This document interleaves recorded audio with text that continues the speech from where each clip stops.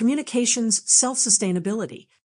You may decide to finally say goodbye to your telephone and cellular company and only utilize your own free-of-charge communications equipment. You may communicate within your local area, across the country, or even internationally, completely free. When you are able to communicate in this way and reliably, you are self-sustained in your communications. Again, communications as defined here are the combined services of telephone, cellular, and landline.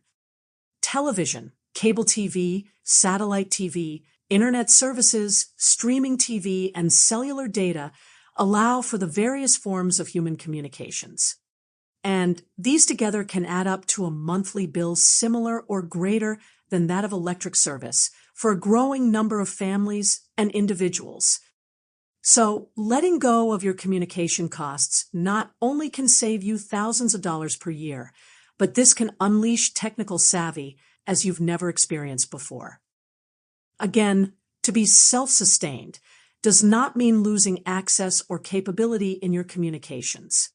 In fact, you may gain access to people, places, and transmissions you did not have access to before. You may also choose to let go of services and capabilities you didn't really need or want. To be self-sustained in communications, you cannot pay someone for your access to communicate. If you do, you depend on that exchange and are beholden to the demands of that company or entity. Since you are a single individual customer with no hopes of uniting with other customers, you have little to no voice in front of a huge multi-billion-dollar corporation.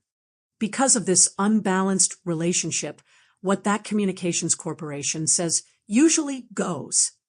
When was the last time you dictated or even contributed to the terms of a contract between you and your internet service provider? I thought so. So, leaving an abusive relationship, as established earlier, should be paramount. Okay, you've decided to close all your communications accounts. You pick up the telephone and have no dial tone. Your cellular phone has no calling or internet service, except for calling 911. And your computer is not connected to the internet and cannot even take updates. Now what? As I will detail in part 3 of this book, there are many other alternatives that are free and reliable.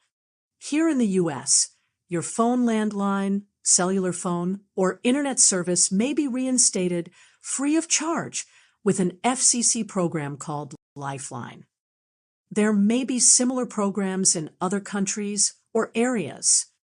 You may choose to self-provide voice communications by entering the exciting world of radio frequency communications.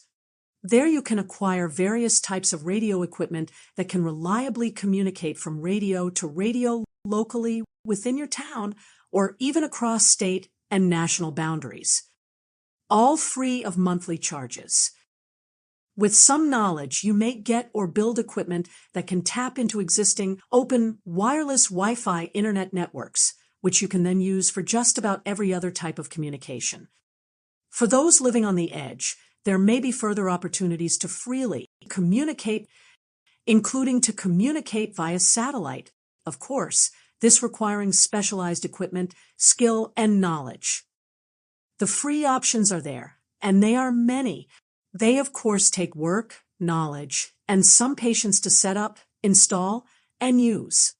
They may require some initial financial investment from you, still being likely a fraction of the yearly cost of your current dues for communications. Some licensing requirements may have to be taken care of to fully operate amateur radio for RF communications. But these are relatively cheap and simple to get.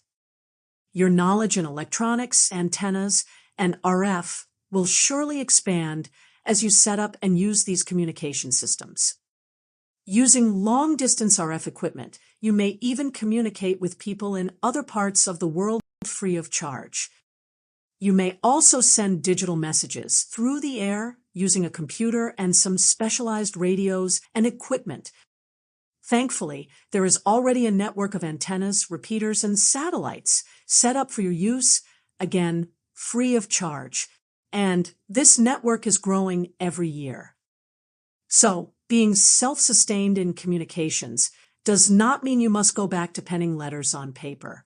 In fact, this decision may open up a Pandora's box of knowledge and opportunities for you. Therefore, this is a great reason for living off the communications grid,